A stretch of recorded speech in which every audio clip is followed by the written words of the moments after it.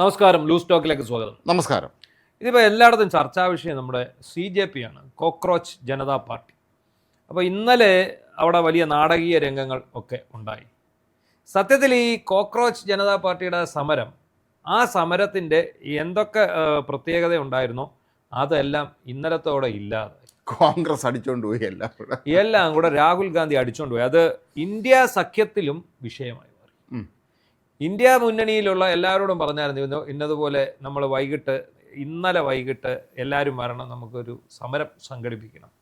പ്രധാനമന്ത്രിയുടെ ഓഫീസിന് മുമ്പിലേക്ക്, വീടിന് മുമ്പിലേക്ക് മാർച്ച് ചെയ്യണമെന്നൊക്കെ പറഞ്ഞു. അത് CPI-യോടും മുസ്ലിം ലീഗിനോടും കേരള കോൺഗ്രസിനോടും അതുപോലെ തന്നെ ഇവരുടെ ഘടകകക്ഷികളായിട്ടുള്ള വടക്കേ ഇന്ത്യയിൽ ഉള്ള പാർട്ടികളുണ്ട്, അവരോടൊക്കെ പറഞ്ഞു. പക്ഷേ ഇവരെന്ത് ചെയ്യുന്നറിയോ, ഉച്ചയായി പറഞ്ഞ് ഈ പരിപാടി ക്യാൻസൽ ചെയ്തെന്ന് പറഞ്ഞിട്ട് വൈകിട്ടുണ്ടല്ലോ, വൈകിട്ട് 6 മണിയൊക്കെ ആയപ്പോഴത്തേക്ക് രാഹുൽ ഗാന്ധിയുടെ നേതൃത്വത്തിൽ ഒരു സമരം കോൺഗ്രസ് തന്നെ അവനെ ഒറ്റയ്ക്കിടിച്ച് കയറി. അവിടെ ചെന്ന് പണി പാളിയപ്പോൾ അവിടെ നിന്നുകൊണ്ട് ഇവരെ വിളിച്ചു. മറ്റുള്ള ഘടകകക്ഷി MP-മാർ വരാൻ പറഞ്ഞു. പിന്നെ അഖിലേഷ് യാദവും അവരെല്ലാം ഓടി അവിടെ ചെന്ന് കഴിഞ്ഞപ്പോഴത്തേക്ക് രാഹുൽ ഗാന്ധി ഇവരോട് ക്ഷമ ചോദിച്ചു. നിങ്ങളെ അറിയിക്കാതെ പോകുന്നതിൽ ഞങ്ങൾ ക്ഷമ ചോദിക്കുന്നു എന്ന് പറഞ്ഞു. എന്താണെങ്കിലും ഈ പാറ്റാ പാർട്ടി എന്ന് പറഞ്ഞാൽ സർക്കാസ്റ്റിക്കാണ്. അവർ തുടങ്ങി വെച്ച ഒരു പരിപാടി അവരുടെ കയ്യിൽ നിന്ന് പോയെന്ന് മാത്രമല്ല, കോൺഗ്രസ് അടിച്ചുകൊണ്ട് പോവുകയും ചെയ്തു. അത് അവരെ കയ്യിലായി. നമുക്കറിയാം, പണ്ട് 2014 ഇവിടെ ശബരിമല സ്ത്രീ പ്രവേശനവുമായി ബന്ധപ്പെട്ട് അടികൊണ്ടതും കേസിൽ പ്രതിയായതും എല്ലാം BJP-ക്കാർ. പാർലമെന്റ് ഇലക്ഷൻ നടന്നപ്പം 19 സീറ്റ് കിട്ടിയ മുഴുവൻ കോൺഗ്രസിനുമായിരുന്നു. അത് BJP-യുടെ ഇവിടുത്തെ സംഘടനാ പ്രവർത്തനത്തിന്റെ ഒരു കുഴപ്പം കൂടെ ആയിരുന്നു. കാരണം ആ സമരത്തിൽ സത്യത്തിൽ ആ സമരം തുടങ്ങുന്നത് എങ്ങനെയാണ്, അതിനകത്ത് ശരിക്കുള്ള ഭക്തർ മാത്രമാണ് ഇതിനകത്ത് ആദ്യം. ഈ സ്ത്രീ പ്രവേശനത്തെ അനുകൂലിച്ചു വന്ന ആൾക്കാരാണ് ഈ സുരേന്ദ്രനും അതുപോലെയുള്ള എല്ലാവരും അങ്ങനെ വന്നാണ്. അവസാന നിമിഷമാണ് അവർക്ക് മനസ്സിലായത് രാഷ്ട്രീയ മുതലെടുപ്പിന് നല്ലതാണല്ലോ എന്ന് കണ്ടിട്ട് ഈ NSS നടത്തിയ നാമജപ ഘോഷയാത്രയിലേക്ക് BJP-ക്കാർ വലിഞ്ഞു കയറി. അങ്ങനെയാണ് BJP-ക്ക് അങ്ങനെയാണ് മനസ്സിലാവുന്നത് പണി തിരിച്ചു കൊടുക്കാം, അതായത് ഹിന്ദു ഐക്യവേദിയുടെയൊക്കെ കൂടെ നിന്ന് BJP കയറിക്കഴിഞ്ഞാൽ ഞങ്ങൾക്കത് വലിയ നേട്ടമാകുമെന്ന് കണ്ടാണ് BJP അതിലേക്ക് വന്നോടെയാണ് സമരത്തിൻ്റെ മുഖഭാവം മാറിയത്.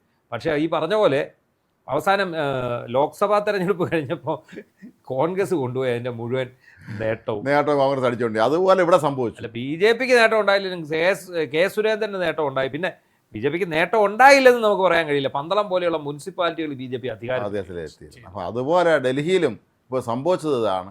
പക്ഷേ ഈ മോദിക്കും സംഘത്തിന് ഒരു കാര്യത്തിൽ സന്തോഷിക്കാം, ഇതോടുകൂടി പരിപാടിയും കഴിഞ്ഞാണ്. അത് CJP-യെ കൊണ്ടുള്ള ഉപദ്രവം കഴിഞ്ഞു. കാരണം അത് ഇല്ലാതാക്കി കൊടുത്താരാന്ന് കോൺഗ്രസ്. ഇത് കുരുട്ട് ബുദ്ധി കളിക്കാൻ പോയത്. കാരണം ഈ സമരം സത്യത്തിൽ ഇത്രയും ആൾക്കാരെ വിളിച്ചുകൂട്ടി ഇത്രയും വലിയ പ്രക്ഷോഭങ്ങൾ നടത്തി സമരത്തെ ജനകീയമാക്കിയത്, അല്ലെ ദേശീയ ശ്രദ്ധ അന്താരാഷ്ട്ര ശ്രദ്ധയിൽ കൊണ്ടുവന്നത് ഈ കോക്രോച്ച് ജനതാ പാർട്ടി എന്ന് പറയുന്ന CJP തന്നെയാണ്. അവസാനം അവരുടെ കയ്യിൽ നിന്ന് ഈ സമരം ഹൈജാക്ക് ചെയ്യാൻ ശ്രമിച്ചിടത്താണ് കുഴപ്പം സംഭവിച്ചത്. മാത്രമല്ല, ഈ CJP-ക്കാരുടെ ഒരു പ്രശ്നം എന്ന് വെച്ചാൽ ഇവർക്ക് രാഷ്ട്രീയമായി നേരത്തെ പാരമ്പര്യമോ അനുഭവം ഒന്നുമില്ല. അപ്പം അതുകൊണ്ട് തന്നെ രാഷ്ട്രീയ ചതുരംഗ കളി എന്ന് പറഞ്ഞാൽ വേറെ പരിപാടിയുണ്ട് രാഷ്ട്രീയത്തിലുള്ള. അത് ഇവർക്ക് അറിയാൻ പാടില്ല. അത് അറിയാവുന്ന കോൺഗ്രസ്സുകാർ കൃത്യസമയത്ത് ഇടപെട്ട് ഇവർ ജന്തർ മന്ദറിൽ സമരം നടത്തുന്ന സമയം നോക്കി അവർ പ്രധാനമന്ത്രിയുടെ വീട്ടിലോട്ട് സമരം നടത്തി.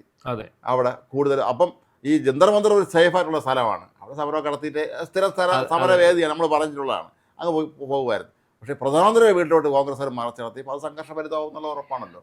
അതായത് CJP തീർത്തിട്ടുള്ള ഒരു അടിത്തറയുണ്ട്. ആ അടിത്തറയാണ് ഈ സമരത്തിൻ്റെ അടിത്തറ എന്ന് പറയുന്നത്. ഇതുവരെ മിണ്ടാതിരുന്ന പാർട്ടിയാണ് കോൺഗ്രസ്. എന്താണെന്നറിയോ, ഇത്തവണത്തെ പാർലമെന്റിൽ ഇവർ ശരിക്കും ഉന്നയിക്കാൻ കൊണ്ടുവന്ന വിഷയം അയോധ്യയിലെ സ്വർണ്ണമോഷണം. അപ്പോൾ ഈ സംഭവം എന്തു പറ്റി, ഈ നീറ്റ് പരീക്ഷ കഴിഞ്ഞു, അതിൻ്റെ ചോദ്യപേപ്പർ ചോർന്നു. അതുപോലെ CBSE +2 CBSE പരീക്ഷ, അതിൻ്റെ OSM-മാർക്കിൽ വന്ന ബുദ്ധിമുട്ട്.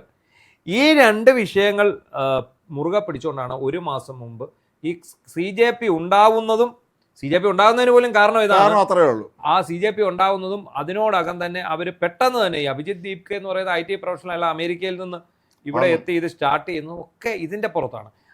അങ്ങനെ ഉണ്ടാക്കി ഒരു മാസം മുമ്പ് തുടങ്ങിയ സമരം ആ സമരത്തിനിടയ്ക്ക് എന്ത് സംഭവിച്ചു? നീറ്റ് പരീക്ഷ രണ്ടാമത് നടത്തി, റിസൾട്ടും വന്നു. അതോടുകൂടി ആ നീറ്റ് പരീക്ഷയുടെ പ്രസക്തി അവിടെ നഷ്ടമായി.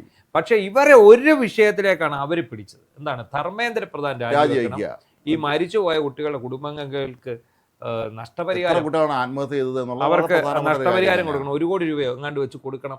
അങ്ങനെ 2-3 വിഷയങ്ങൾ ഉൾക്കൊള്ളിച്ചുകൊണ്ടാണ് ഇവർ ഈ സമരം തുടങ്ങിയത്. ആ ഒരു വിഷയത്തിൽ തന്നെ ഇവർ ഉറച്ചു നിന്ന് മുന്നോട്ട് പോവുകയായിരുന്നു.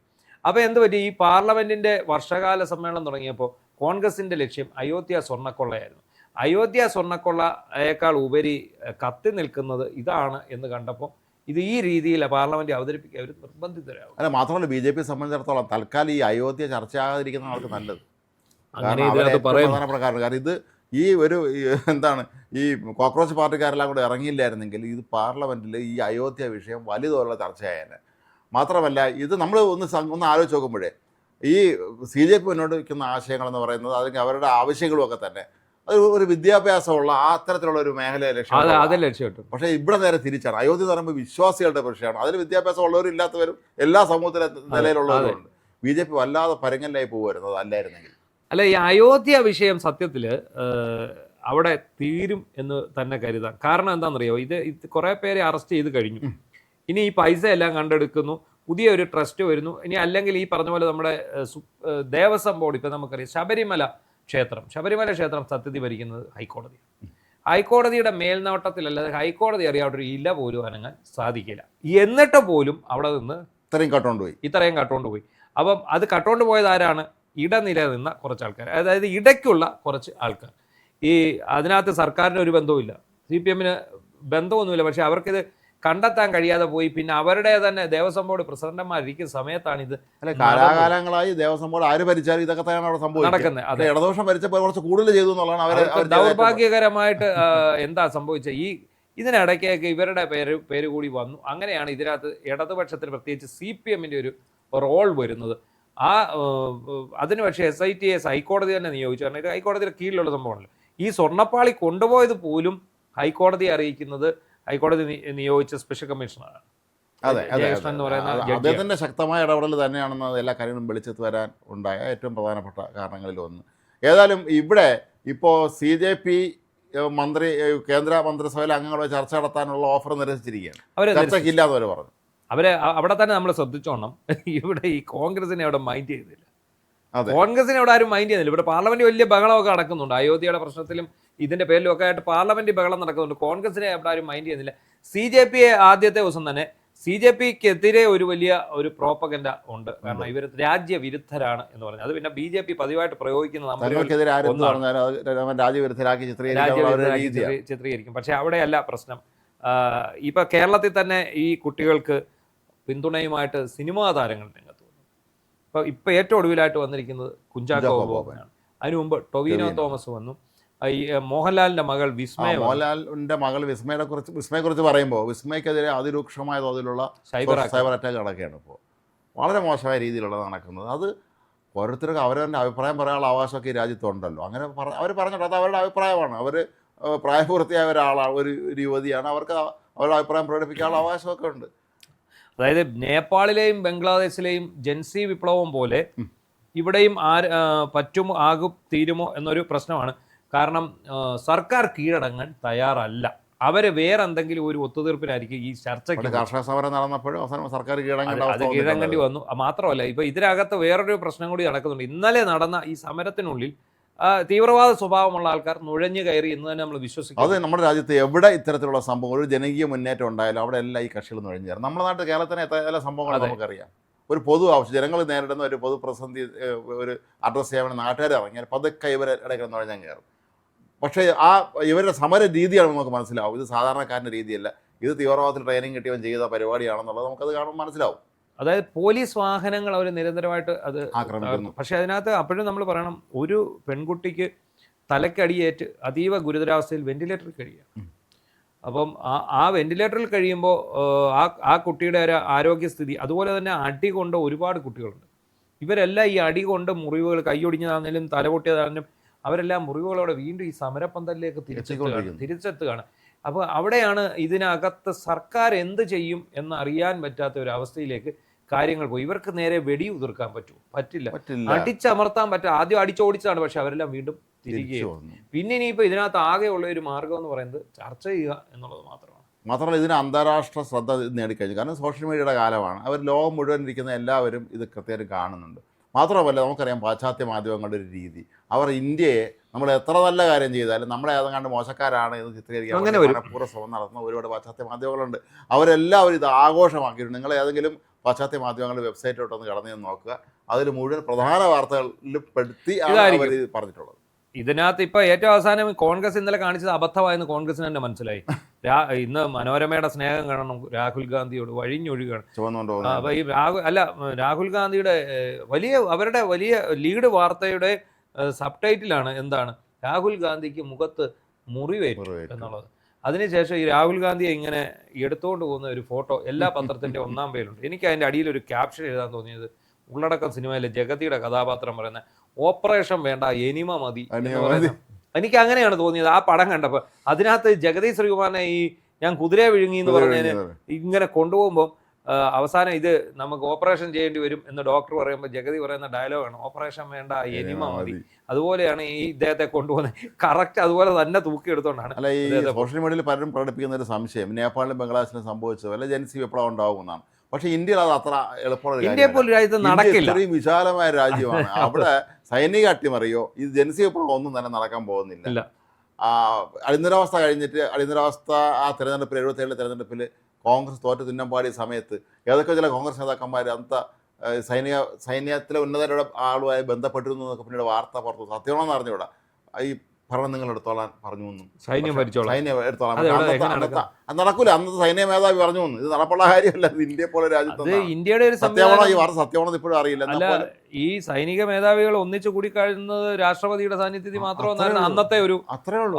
ഇപ്പോഴങ്ങനെ തന്നെയാണ്. നിയമങ്ങൾ കർശനമാണ്. അതൊന്നും ഒരിക്കലും നടപ്പുള്ള. അതുപോലെ ജൻസികളുടെ കാര്യം, ജൻസി എന്നല്ല ആരാണെങ്കിലും കർഷകരാണെങ്കിലും ആരാണെങ്കിലും ഈ ഇന്ത്യ പോലുള്ള രാജ്യത്ത് വളരെ വ്യത്യസ്തമായ ഭാഷ സംസാരിക്കുന്ന, വ്യത്യസ്തമായ സംസ്കാരമുള്ള, വ്യത്യസ്തമായ രീതിയിലുള്ള അങ്ങ് കാശ്മീരോട്ടും കന്യാകുമാരി കിടക്കുന്ന ഈ രാജ്യത്ത് അതൊന്നും അത്ര എളുപ്പമുള്ള കാര്യമൊന്നുമല്ല. അവിടെയുണ്ട് വേറെ ഒരു കാര്യങ്ങളുണ്ട്. നമ്മളിപ്പോൾ ഈ പറയുന്ന നേപ്പാള്, ബംഗ്ലാദേശ്, അവിടെ ജനക്കൂട്ടം ഒന്നായി ചെറിയ രാജ്യമല്ലേ. ഇവിടെ പക്ഷേ ഒരു പ്രശ്നം എന്താണ്, ഈ ഒരു വലിയ വിഭാഗം ഈ സമരത്തിന് എതിരാണ്. ഇതിനെ ആകെ സമരത്തെ അനുകൂലിക്കുന്നവരെല്ലാം ആ സമരത്തിന്റെ അവിടെ ഉണ്ട്. പിന്നെ കുറെ പേര് സോഷ്യൽ മീഡിയയിൽ പോസ്റ്റ് ഇടുന്ന കുറെ ആൾക്കാർ കുറെ സംസ്ഥാനങ്ങളിൽ കാണും. ഇപ്പം കേരളത്തിൽ തന്നെ അറിയാം, അന്തം കമ്മികൾ ഒരുപാടുണ്ട്. കഴിഞ്ഞ ദിവസമൊക്കെ ചാനൽ ചർച്ചകൾ വന്ന ചില ആശാമാരെ കാണുന്നത്. അവരൊക്കെ നമ്മളവർക്ക് അറിയില്ല അവരാരാണെന്നുള്ളത്. അവരെന്തൊക്കെയോ പറയുന്നുണ്ട് പലരും കൃത്യമായി. അല്ല, അവരുടെയൊക്കെ വിചാരം എന്നാണ്. ഒന്നാമത്തെ കാര്യം, ഇവർക്ക് അറിവില്ല. ഈ രാജ്യത്തിന്റെ നിയമ സംവിധാനത്തെക്കുറിച്ച് അറിയില്ല, ഈ രാജ്യത്തിന്റെ ഭരണ രീതികളെക്കുറിച്ച് അറിയില്ല, ഭരണ സംവിധാനങ്ങളെക്കുറിച്ച് അറിയില്ല. ഇതൊന്നും അറിയാതെ വന്നിരുന്നേച്ച് വേറെ വല്ലയിടത്തെയൊക്കെ കണ്ടേച്ച് ഇവിടെ നമ്മളിത് രസകരമായ കാര്യം, ഇതുവരെ ബന്ധമില്ലാത്തൊരു കാര്യമാണെങ്കിൽ പോലും ഒരു കാര്യം പറയാതിരിക്കാൻ നിർവാഹമില്ല. നമ്മളൊക്കെ ഇവിടുത്തെ ഒരു വാർത്തയാണത്. ഈ ന്യൂയോർക്കിലെ ഇന്ത്യൻ വംശജനായ മേയർ മംദാനി ഉണ്ടല്ലോ, സോറൻ മംദാനി, അദ്ദേഹം മേയറാവുന്നതിന് മുമ്പും മേയറിന് ശേഷം നിരന്തരം പറയുന്നൊരു കാര്യം ഉണ്ടായിരുന്നു. ആ നെതന്യാഹു ഇവിടെ എവിടെയെങ്കിലും പറയുകയാണെങ്കിൽ ന്യൂയോർക്കിൽ വന്നാൽ ഞാൻ അറസ്റ്റ് ചെയ്തിരിക്കും എന്ന് അദ്ദേഹം പ്രഖ്യാപിക്കുമായിരുന്നു. ഇന്ന് അദ്ദേഹം ഒരു വീഡിയോ പുറത്തുവിട്ടിട്ടുണ്ട്, എനിക്ക് അറസ്റ്റ് ചെയ്യാൻ പറ്റൂല എന്നാണ് അദ്ദേഹം പറയുന്നത്. കാരണം അറസ്റ്റ് ചെയ്യാൻ അധികാരമില്ല. അദ്ദേഹത്തിന് പിന്നീട് മനസ്സിലായെന്ന് അദ്ദേഹം പറയുന്നു. അപ്പൊ അദ്ദേഹത്തിന് നേരത്തെ അടുത്ത് ആലോചിക്കാനാണ് മംദാനിക്ക് ഒരിക്കലും അറസ്റ്റ് ചെയ്യാൻ കഴിയില്ല. കാരണം അന്താരാഷ്ട്ര ക്രിമിനൽ കോടതി നെതന്യാഹുവിനെ അറസ്റ്റ്. ഇതുപോലെ അബദ്ധം പറ്റിയ വേറൊരാൾ ഇവിടെ ഉണ്ട്, അറിയത്തില്ല, ആര്യ രാജേന്ദ്രൻ. മലയാളം മലയാളി പൂട്ടിയ മാത്രം പറയാം. പൂട്ടി താക്കോല് കൊണ്ടുവന്നിട്ട് താക്കോല് തോട്ടി എറിയാനാണോ തോട്ടി എറിയാനോ? ഇതാണ് വിവരക്കേടെന്ന് പറയുന്നത്. ഈ സൈസ് ജൻസികളാണ് നമ്മുടെ മുന്നിലുള്ളത്. അവരാണ് ഇതിന്റെ കാര്യങ്ങളൊക്കെ തിരികെ. ജൻസിയിൽ നിന്ന് നമ്മളിന്ന് വീണ്ടും കേരളത്തിലേക്ക് വരുമ്പോൾ അജിത് കുമാർ വീണ്ടും വാർത്തകളിൽ നിറയുക. അതെ, MR അജിത് കുമാർ ADGP, ക്രമസമാധാനം, തല തല്ലിത്തകർക്കൽ സ്പെഷ്യലിസ്റ്റ് എന്ന് പറയാം അല്ലേ, രക്ഷകൻ, ഗോഡ്ഫാദർ. അതായത് ഏത് കേസ് ഡയറി ഞങ്ങൾ കീറിക്കൊടുക്കും, ഞങ്ങൾ ഏത് കേസും ഞങ്ങൾ അട്ടിമറിക്കും എന്നൊക്കെ പറഞ്ഞ് ബോർഡും വെച്ചിരുന്ന ഒരു കാലഘട്ടത്തിലെ മന്നവൻ അല്ലെ, പുലിയായിരുന്നു. അദ്ദേഹമായിരുന്നു. പിണറായി വിജയൻ മുഖ്യമന്ത്രിയാണെങ്കിൽ പോലും അതിന് മേളിൽ ചക്രവർത്തിയായിട്ട് നിന്ന് ഈ നാട്ടിലുള്ള ജനങ്ങളെ മുഴുവൻ കൊല്ലാക്കൊല ചെയ്ത് ഇപ്പൊ ഈ എന്താ പറയുന്നത്, ഈ വാലിന് തീ പിടിച്ചിട്ട് ഓട്ടത്തോടെ ഓട്ടമാണ്. കാരണം പണി വരുന്നുണ്ട് എന്നുള്ളത് ഉറപ്പായി. കാരണം ഇന്നിപ്പം DGP റിപ്പോർട്ട് ആഭ്യന്തര സെക്രട്ടറിക്ക് കൈമാറും. അദ്ദേഹം കൊടുത്ത മറുപടി എന്താണെന്ന് അറിഞ്ഞില്ലേ? എനിക്ക് ഇനി സമയം വേണമെന്നാണ്. ഇത് ഈ റിപ്പോർട്ട് പോരാ, ഞാൻ കുറച്ചുകൂടെ വിശദമായിട്ട് ഞാൻ നീണ്ട കഥ എഴുതുന്നുണ്ട്. ഇത് ചെറുകഥയാണ്, നീണ്ട കഥ തരാം. ജഗതി ഒരു സിനിമയിൽ പറയുന്നത് കാണ്ടമായിട്ട് കിടക്കുകയാണ് എഴുതാൻ. എന്തെഴുതാനാണ്? ഒന്നുമില്ല. ഇയാൾ പറഞ്ഞിരിക്കുന്ന 3-4 പോയിന്റ് എന്ന് പറയുന്നത് വളരെ ബാലിശാണ്. ഇയാളൊക്കെ ഒരു ADGP ആണ്, ഒരു പോലീസ് മേധാവിയായിരുന്ന, ക്രമസമാധാന ആളായിരുന്നു. ഇയാൾ ഈ ബുദ്ധി ഉപയോഗിച്ചാണോ ഈ നാട്ടിലുള്ളവരെയൊക്കെ അതുകൊണ്ടാണ് കേസെല്ലാം തട്ടിപ്പോയത്. അത് വേറൊരു കാര്യം. ഇയാൾ പറഞ്ഞിരിക്കുകയാണ്, ഞാൻ ഇവിടെ ഇല്ലായിരുന്നു, ഞാൻ വയനാട്ടിലായിരുന്നു, ഞാൻ അവിടുത്തെ രക്ഷാപ്രവർത്തനങ്ങളുടെ ഏകോപനം, എനിക്കൊന്നും അറിയില്ല. അത് ഈ പറഞ്ഞത് ഒരു ദിവസത്തെ കാര്യമാണ്. ഇത് ഒരു ദിവസമായിട്ട് നടന്ന സംഭവമല്ല. ഇത് വിളിച്ചു വരുത്തിയത് ആരാണ്? ADGP ക്രമസമാധാന ചുമതലയുള്ള അദ്ദേഹത്തിൻ്റെ ഓഫീസിലേക്ക് ഒരു ശ്രീകാന്തും ഗിരീഷും 2 ഗ്രേഡ് SI-മാരാണ് ഈ പറയുന്ന ക്രൈംബ്രാഞ്ച് ഉദ്യോഗസ്ഥരെ വിളിച്ചു വരുന്നത്. ക്രൈംബ്രാഞ്ച് DYSP അദ്ദേഹത്തിൻ്റെ റൈറ്റർ എല്ലാം കൂടെ വിളിച്ചു വരുന്നത്. എന്നിട്ട് അവരാണ് ഈ DYSPയോട് ഈ ഗ്രേഡ് SI-മാരാണ് ആജ്ഞാപിക്കുന്നത്. കേസ് ഡയറി ഇനി കൊണ്ടുവരാൻ പറയുന്നു. കേസ് ഡയറി തിരുത്തുന്നു. അതിനുശേഷം ഞങ്ങൾ പറയുന്ന പോലെ എഴുതിയിട്ട് ഞങ്ങൾ റെഫറൽ നോട്ട് കൊടുക്കുന്നു. ഈ റെഫറൽ നോട്ട് കോടതി അതെടുത്ത് തോട്ടിക്കളയുന്നു. അവിടെ വെച്ചാണ് ഈ കഥയ്ക്ക് ട്വിസ്റ്റ് വരുന്നത്. അപ്പോൾ ഇത്രയും കാര്യങ്ങൾ 2 ഗ്രേഡ് SI-മാർ ചേർന്നാണ് ഈ അന്വേഷണം അട്ടിമറിച്ചത് എന്ന് പറഞ്ഞാൽ ആരാണ് ഈ ലോകത്ത് വിശ്വസിക്കുക? ഏത് കോടതിയാണ്? അപ്പൊ ഈ ADGPക്ക് എന്തായിരുന്നു പണിയെന്ന് സ്വാഭാവികം. അയാൾക്ക് കീഴിലുള്ള 2 ഗ്രേഡ് SI-മാരാണ് കാര്യങ്ങൾ തീരുമാനിക്കുന്നത് എങ്കിൽ. അതെ, അതായത് ഇപ്പം ADGP ക്രമസമാധാന ചുമതലയുള്ള ADGPയുടെ ഫയൽ പോലും ഇവരാണ് ഒപ്പിട്ടിരുന്നത് എന്ന് പറയേണ്ടി വരും. കാരണം അയാൾ ഇതൊന്നും അറിഞ്ഞിട്ടില്ല. ഞാൻ എൻ്റെ ഓഫീസ് എന്ന് പോയതിന് ശേഷം എൻ്റെ ഓഫീസിൽ ഇരിക്കുന്നവന്മാർ കയറി ഞാനാന്നും പറഞ്ഞ് ഒപ്പിട്ട് വിട്ടിരിക്കുകയാണ്. അല്ല, അതൊരു കാര്യമുണ്ട്. അങ്ങനെ കുറ്റം പറയാൻ പറ്റില്ല. കാരണം എന്ന് വെച്ചാൽ എന്ത് ചോദിച്ചാൽ അനക്കറിയില്ല എന്ന് പറയുന്ന ഒരാളുടെ പ്രിയപ്പെട്ട റൈറ്റ് ഹാൻഡ് ആയിരുന്ന ആളാണ്. എനിക്കിതിനകത്ത് വേറൊരു സംശയമുണ്ട്. ഈ മുടിചൂടാമന്നനായിട്ട് രാജകീയ പദവിയിൽ വിരാജിച്ചിരുന്ന MR അജിത്കുമാറിന് ഇത്രയും ധൈര്യമേ ഉള്ളൂ? ചെയ്തതാണെങ്കിൽ ചെയ്തെന്ന് പറയണം.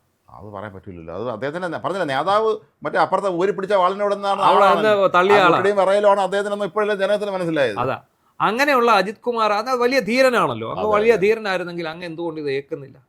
ഞാനിത് ചെയ്തിട്ടില്ല എന്ന് പറഞ്ഞാൽ ഇത് അങ്ങയുടെ കഴിവുകേടായിട്ട് വ്യാഖ്യാനിക്കപ്പെടും. കാരണം എന്താ? 2 താഴെയുള്ള 2 ഗ്രേഡ് SI-മാരാണ് ADGPയുടെ ഓഫീസിലിരുന്ന് ഭരിച്ചുകൊണ്ടിരുന്നത്. ADGP അജിത്തിനെ രാവിലെ വരും, അവർ ബെല്ലടിക്കുക, അകത്തിരിക്കുന്ന ADGPയുടെ ക്യാബിനിൽ നിന്ന് അജിത്ത് ഇറങ്ങും. അജിത്തെ അവന്മാർ 2 കഴിഞ്ഞ് വിളിച്ചോ എന്ന് പറയുമ്പം അവരെ വിളിച്ചോണ്ട് വരാനും അവരോട് അവന്മാരെ കൊണ്ട് മാറ്റി എഴുതിച്ചോ എന്ന് പറയാനുമാണോ ഇവരിരുന്നത്? എന്ന് ആജ്ഞാപിക്കുന്ന 2 ഗ്രേഡ് SI-മാരാണോ ഉണ്ടായത്? എന്താണെങ്കിൽ ഈ ഗ്രേഡ് SI-മാർക്കെതിരെ നടപടി വരും, പക്ഷെ അവർ മാപ്പ് സാക്ഷികളാണ്. ഇപ്പം എന്താണ് ഇതിനകത്ത് ഏറ്റവും വലിയ കുരുക്കെന്താ സംഭവിച്ചത്? ഈ പറയുന്ന 2 ഗ്രേഡ് SI-മാർ ആത്മാർത്ഥമായിട്ട് മൊഴി കൊടുത്തു.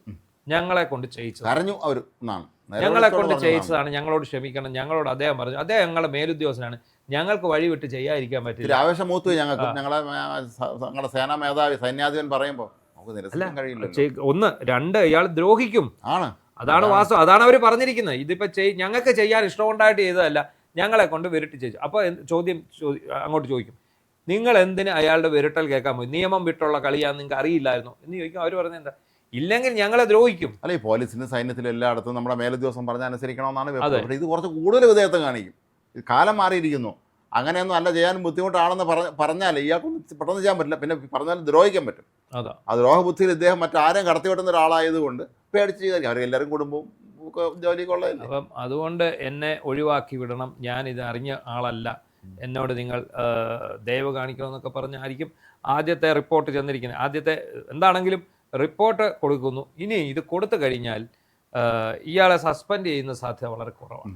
ചിലപ്പോൾ സസ്പെൻഷൻ ഉണ്ടായേക്കാം, അത് നമുക്ക് തീർത്ത് പറയാൻ പറ്റില്ല. കാരണം ഇതിന് ഈ റിപ്പോർട്ട് വെച്ചിട്ട് എന്തായാലും ഇയാൾക്കെതിരെ കോൺഗ്രസിൽ ഇയാളെ രക്ഷിക്കാൻ നടന്ന ആശാന്മാർ തൽക്കാലത്തേക്ക് ഒന്ന് പത്തി മുടക്കിയിരിക്കുകയാണ്. കാരണം അത്രയും ശക്തമായ തോതിലുള്ള പ്രതിഷേധം നമ്മുടെ നാട്ടിലെ മാധ്യമങ്ങളുടെ ഭാഗത്തു നിന്നും അതുപോലെ പാർട്ടിക്കുള്ളിൽ നിന്നൊക്കെ തന്നെ. എ ഡി തോമസ് തന്നെ പറഞ്ഞില്ല ഇയാൾ ക്രിമിനലാണെന്ന് പറഞ്ഞില്ല. A D Thomas PR open ചെയ്ത് കഴിഞ്ഞാൽ പണിപാളി, പിന്നെ ഇനിയും സ്ഥാനക്കയറ്റം കിട്ടില്ല. അപ്പോൾ PR ഉടനെ ഓപ്പൺ ചെയ്യും, ചാർജ് മെമ്മോ കൊടുത്തുകൊണ്ട് PR ഓപ്പൺ ചെയ്യും. PR ഓപ്പൺ ചെയ്ത് കഴിഞ്ഞാൽ പണിഷ്മെൻറ്റ് റോൾ എന്ന് പറയുന്ന പോലീസിലെ ഈ പറയുന്ന ശിക്ഷണ നടപടിയാണ്, വകുപ്പ് തല ശിക്ഷണ നടപടിയാണ്. അത് ഓപ്പൺ ചെയ്ത് കഴിഞ്ഞാൽ അത് ക്ലോസ് ചെയ്യാതെ പിന്നെ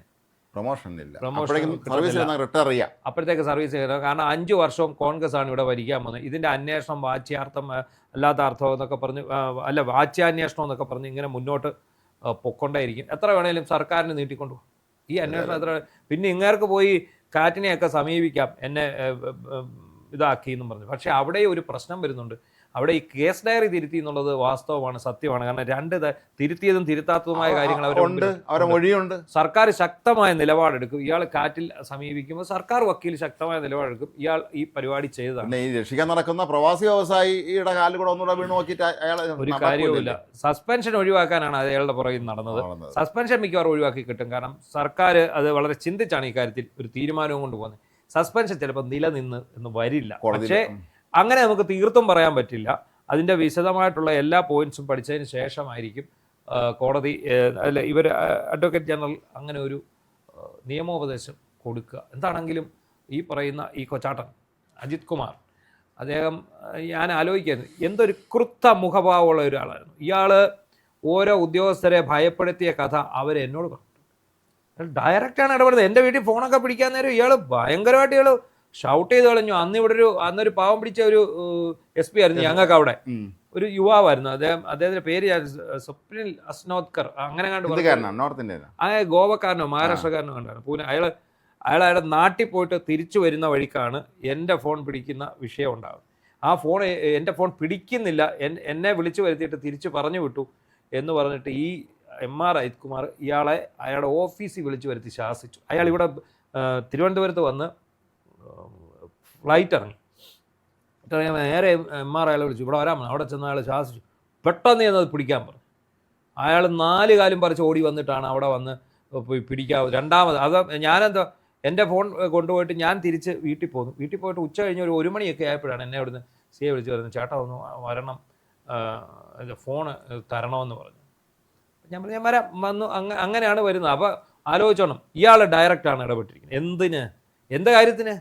എന്ത് കാര്യത്തിന് അവിടുത്തെ CPM നേതാക്കൾക്കെതിരെ വാർത്ത എഴുതിയത്, പിണറായി വിജയനെതിരെ. അടിയന്തരാവസ്ഥ കാലത്ത് കൊല്ലിനും കൊലയ്ക്കും അധികാരം ഉണ്ടായിരുന്ന വേറെ IPS ഉദ്യോഗസ്ഥൻ പിന്നീട് ഞാൻ അയാളെ കാണുന്നത് റിട്ടയർ ചെയ്തതിന് ശേഷം പഴവങ്ങാടി ഗണപതി അമ്പലത്തിൽ രാവിലെ വന്നിട്ട് അവിടെ കിടന്ന് ഉരുണ്ട് വീഴുന്ന് തൊഴുന്നത്, അവിടെ കിടന്ന ഭിക്ഷക്കാർക്ക് മുഴുവൻ ഇയാൾ പൈസ കൊടുക്കണേ കണ്ടു. ഈ ഇരുന്ന സമയത്ത് ഉണ്ടാക്കിയതാകാം. പക്ഷേ അയാളെയൊക്കെ വ്യക്തി ജീവിതത്തില്ലേ, അത് നമ്മൾ ആരെന്ന് മനസ്സിലാവും എന്നുള്ളത് പറയുന്നില്ല.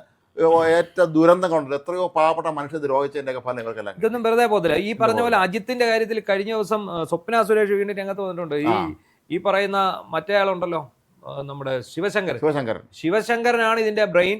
അതിനകത്ത് ഏറ്റവും ക്രൂരനായിട്ടുള്ളവൻ ഈ അജിത്താണ് ഈ കേസുകളെല്ലാം അട്ടിമറിച്ചത്. ഈ ഒന്നുമല്ലാത്ത സ്വപ്ന സുരേഷിനെ സ്വർണ്ണക്കള്ളിയാക്കി മാറ്റി, സ്വർണ്ണക്കടത്തുകാരിയാക്കി എന്ന് അവർ പറഞ്ഞു. അവരാണ് ജെനുവിൻ ആയിരിക്കാമല്ലോ. നമ്മുടെ എല്ലാവരെയും സ്ഥാപനങ്ങളെയൊക്കെ കള്ളക്കേസ് കുടിക്കാൻ ഒരാൾ സ്വപ്നം കൊടുക്കാനാണ് അവനെ. അതാണ് എന്താണെങ്കിലും അജിത്തിന് ഇങ്ങനെ ഒരു മേൽഗതി ഉണ്ടാകുമ്പോൾ, അതായത് അയാളുടെ പ്രൊമോഷൻ തുടയപ്പെടുമ്പോൾ, അയാൾ DGP ആവില്ല. കാരണം നിതിൻ അഗർവാൾ എന്ന് പറയുന്ന ഫയർഫോഴ്സ് DGP 31 വിരമിക്കുമ്പോൾ അടുത്ത ആള് ഇയാളാണ്. ഇയാളുടെ തൊട്ട് താഴെയാണ് ശ്രീജിത്തുള്ളത്. ശ്രീജിത്തിന് ഏതായാലും ഗുണമുണ്ട് കേട്ടോ. ശ്രീജിത്ത് രക്ഷപ്പെട്ടു. അയ്യപ്പന്റെ കടാക്ഷം എന്നൊക്കെ വേണേൽ പറയാം. ഇയാള് ശരിക്കും ശബരിമലയിലും ഈ പറയുന്ന തൃശ്ശൂർ പൂരത്തിലും ഇയാൾ അലമ്പുണ്ടാക്കി. അത്രയും എന്തിനു വേണ്ടി ഇയാൾ അലമ്പുണ്ടാക്കി, ആർക്ക് വേണ്ടി ഇത് അലമ്പുണ്ടാക്കി, എന്താണ് അതിന്റെ പിന്നിലുള്ള ദൈവങ്ങളെ മൊത്തം മടക്കി. എന്നിട്ട് മറ്റേ ട്രാക്ടറിലെ കയറി തലയിൽ കൂടെ ഓടിക്കൊണ്ടാകും പോവുകയും ചെയ്തു. ഈ പിന്നെ പുണ്യം പൂങ്കാവനം ശബരിമലയിൽ P. വിജയന്റെ പദ്ധതിയാണ്. ആ പദ്ധതിക്ക് ഭയങ്കര ജനപങ്കാളിത്ത. അത് ഹൈക്കോടതി സുപ്രീം കോടതി ജഡ്ജിമാർ വന്നവരെ അവിടെ ചവറ് കോരുമായിരുന്നു. ഒന്ന് ആലോചിച്ച് നോക്കാം. അതിന്റെ അർത്ഥം എന്താണ്? ഞാൻ നീയാകുന്നു എന്നാണല്ലോ പിന്നെ അയ്യപ്പന്റെ മുദ്രാവാക്യം. അതാണ് പറഞ്ഞത്. അപ്പൊ നമ്മൾ രണ്ടും ഒന്നാണ്, ഭഗവാനും ഭക്തനും ഒന്നാണ്. അപ്പൊ ഇവിടെ വേർതിരിവൊന്നുമില്ല. നിങ്ങൾ തന്നെയാണ് ഭക്തനും, നിങ്ങൾ തന്നെയാണ് ഭഗവാനും. അപ്പോൾ നിങ്ങൾ ഇതൊക്കെ ചെയ്യുക എന്നുള്ള ഇതിലാണ് ഈ ADGP P. വിജയൻ എന്ന് പറയുന്ന ആള്. അദ്ദേഹം ഒരുപാട് ആശയങ്ങളുള്ള ഒരു മനുഷ്യനാണ്. ജീവിതത്തിൽ കഷ്ടപ്പെട്ട് ഒരുപാട് പഠിച്ച് വളർത്തുന്ന സ്റ്റുഡൻസ് പോലീസ് കേഡറ്റ് അടക്കം അദ്ദേഹത്തിന്റെ അങ്ങനത്തെ ഒരു മനുഷ്യനെ പോലെ ഒരു കള്ളക്കേസിൽ മാത്രമാണോ അങ്ങേരോടുള്ള കലിപ്പിന പുണ്യം പൂങ്കാവിനോട് അവസാനിപ്പിച്ചു. ഇപ്പൊ നേരെ തിരിച്ച് സംഭവിച്ചു. ഇപ്പൊ അതിന്റെ അയ്യപ്പൻ കൃത്യമായിട്ട് അതിന് മറുപടി കൊടുത്തു. അദ്ദേഹം ചീഫ് കോർഡിനേറ്ററായി ശബരിമല ചീഫ് കോർഡിനേറ്റർ. അതായത് അജിത്ത് ഇരുന്ന് ഈ ക്ഷുദ്രപ്രവർത്തികൾ നടത്തിയത് മുഴുവൻ, കുൽസിത പ്രവർത്തനങ്ങൾ നടത്തിയത് മുഴുവൻ അയ്യപ്പൻ കണ്ടു. എന്നിട്ട് അവിടെ എന്ത് ചെയ്തു? അവിടെ അദ്ദേഹത്തിന്റെ ഭക്തനായിട്ടുള്ള P. വിജയനെ നിയോഗിച്ചു. അദ്ദേഹം ചെല്ലുന്ന പാടെ പുണ്യം പൂങ്കാവിനെ റീസ്റ്റാർട്ട് ചെയ്യും. ഇവിടെ അജിത്ത് ചൊറിയും കുത്തിയിരിക്കും. അവിടെയാണ് അതിനകത്തെ വ്യത്യാസം. ഇതൊക്കെയാണ് കാലത്തിന്റെ. എന്താണെങ്കിലും ഒരു കാര്യം ഉറപ്പായി, ഇത്രയും മാധ്യമങ്ങളുടെ ഒരു വിജിലന്റ്, ഇത്രയും ജാഗ്രതയോട് കൂടി മാധ്യമങ്ങൾ നിന്നതുകൊണ്ട്, അത് മറുനാടനടക്കം ഇതിന് പിന്നാലെ അത് ഏഷ്യാനെറ്റിന് മറുനാടനുമാണ് ഏറ്റവും കുഴപ്പമെന്നാണ് ഈ നാട്ടുകാർ പറയുന്നത്. അജിത്തിനെ മാറ്റിയില്ലെങ്കിൽ യവന്മാർക്കാണോ സോക്കേടെന്ന് ചോദിക്കുന്നത്. അങ്ങനെ സോക്കേട് വരും, കാരണം മേല് നൊന്തവനെ അറിയത്തുള്ളൂ. ഏഷ്യാനെറ്റിനെ ഒരു വ്യാജ പോക്സോ കേസിൽ കൊടുക്കുക, അൻവറും ഈ അജിത്തും CPM-ന്റെ നേതാക്കളും ചേർന്ന്. മറുനാടനെതിരെ ഡസൻ കണക്കിന് കേസുകൾ, 125ഓളം കേസുകൾ, തൊട്ടതിനും പിടിച്ചതിനല്ല. ഇപ്പൊ അമ്മാതിരി പരാതികൾ ഒരുപാട് പോലീസ് സ്റ്റേഷനുകളിൽ ചെല്ലുന്നുണ്ട്. എന്തുകൊണ്ട് അതിനകത്തൊന്നും ഇങ്ങനെ ഈ വക്രിച്ച് ഇവർ കേസെടുക്കുന്നില്ല? ഇപ്പോഴത്തെ പോലീസ് കേസെടുക്കുന്നില്ല, എടുക്കില്ല. അപ്പൊ പണ്ടത്തെ എന്താണ്, പണ്ടൊരു പരാതി കൊടുക്കുമ്പോൾ ആ പരാതിക്കകത്ത് ഇവരൊരു ഇല്ലാത്ത വകുപ്പ് എഴുതി ചേർത്തിട്ടായിരുന്നു കേസെടുക്കുന്ന ഒരു പരിപാടി ഉണ്ട്. എന്താണെങ്കിലും അതിനകത്ത് വളരെയധികം ഏതായാലും നമുക്ക് IPS ഹൈദരാബാദിലെ പോലീസ് അക്കാഡമി ഉണ്ട്, സർദാർ വല്ലഭായ് പട്ടേൽ പോലീസ് അക്കാഡമി. അവിടെ IPS ട്രെയിനിക്ക് പരിശീലനം കൊടുക്കുന്നത്. അവിടെ ഒരു IPS ഉദ്യോഗസ്ഥനെ എങ്ങനെ പെരുമാറരുത് എന്നുള്ളതിന് പറ്റിയ ഒരു സ്റ്റഡി മെറ്റീരിയലാണ് ഇയാൾ. എന്താണെങ്കിലും അയാളുടെ കാര്യത്തിൽ തീരുമാനം ഉണ്ടാകുമെന്ന് തന്നെയാണ് ഇന്ന് മുഖ്യമന്ത്രി വാർത്താ സമ്മേളനത്തിൽ പറഞ്ഞത്. ഇന്ന് ശരിക്കും സതീശന്റെ ഒരു പെർഫോമൻസ് ഈ ബുധനാഴ്ചകൾക്കായിട്ട് നമ്മൾ മാധ്യമപ്രവർത്തകർ കാത്തിരിക്കുകയാണ് അല്ലേ? അതെ, അദ്ദേഹം വളരെ നല്ല പെർഫോമൻസ് ആയിരുന്നു. അദ്ദേഹത്തിന് നേരെ വന്ന എല്ലാ സ്ഥലങ്ങളും അദ്ദേഹം ഇങ്ങനെ ഓടിച്ചു കളഞ്ഞ് ഒരാഴ്ചത്തെ വിവാദങ്ങൾക്കുള്ള മറുപടിയാണ് ഈ ബുധനാഴ്ച ദിവസം പറയുന്നത്. അതായത് എല്ലാ ബുധനാഴ്ചയും ക്യാബിനറ്റ് മീറ്റിംഗ് ഉണ്ട്. ആ ക്യാബിനറ്റ് ബ്രീഫിങ്ങിനാണ് പത്രസമ്മേളനം വിളിക്കുന്നത്. പക്ഷെ മിക്കപ്പോഴും ഇത് രാഷ്ട്രീയമായിട്ടുള്ള ചോദ്യങ്ങളായിരിക്കും. പിണറായി വിജയന്റെ കാലത്ത് ഇങ്ങനെ ഒരു ബ്രീഫിംഗ് ഒന്നുമില്ല. വല്ലപ്പോഴും അദ്ദേഹത്തിന് തോന്നുമ്പോൾ കുറച്ച് സാധനം എഴുതിക്കൊണ്ട് വരും, അതവിടെ ബ്രീഫ് ചെയ്ത് ചോദ്യമില്ലല്ലോ. അദ്ദേഹം ഒരു പ്രഭാഷണം നടത്തും, ആദ്യം ഒരു ഗിരിപ്രഭാഷണം. ഈ നാട്ടിലെ ലോകത്തിലെ പുഴുക്കളെയും പുഷ്പങ്ങളെയും സ്നേഹിക്കുക, അങ്ങനെയൊക്കെ മൊത്തത്തിൽ പറയുക.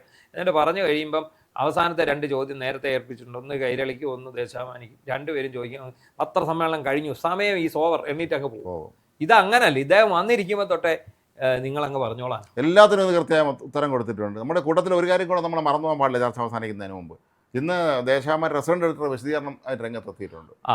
സ്വരാജ് പൂമരൻ എന്ന് പറഞ്ഞെങ്കിൽ അങ്ങനെ ഇപ്പൊ നാട്ടുകാർ അറിയത്തുള്ളൂ. ചിലരത് ചുരുക്കി പൂമർ എന്നൊക്കെ ആക്കിയിട്ടുണ്ട്, മറ്റേ ബൂമർ എന്നൊക്കെ പറയുന്ന പോലെ. എന്താണെങ്കിലും അദ്ദേഹം ഇന്ന് വിശദീകരിച്ച് വീണ്ടും അത് കുളവാക്കിയിട്ടുണ്ട്. കുളവാക്കിയതിന് പിന്നാലെ, ഇദ്ദേഹം പറഞ്ഞതിന് പിന്നാലെ രാജേഷ് ഈ ലേഖനം കള്ളൻ വിജയൻ എന്ന ലേഖനം എഴുതിയ രാജേഷ് ഫേസ്ബുക്ക് പോസ്റ്റ് ഇട്ടു.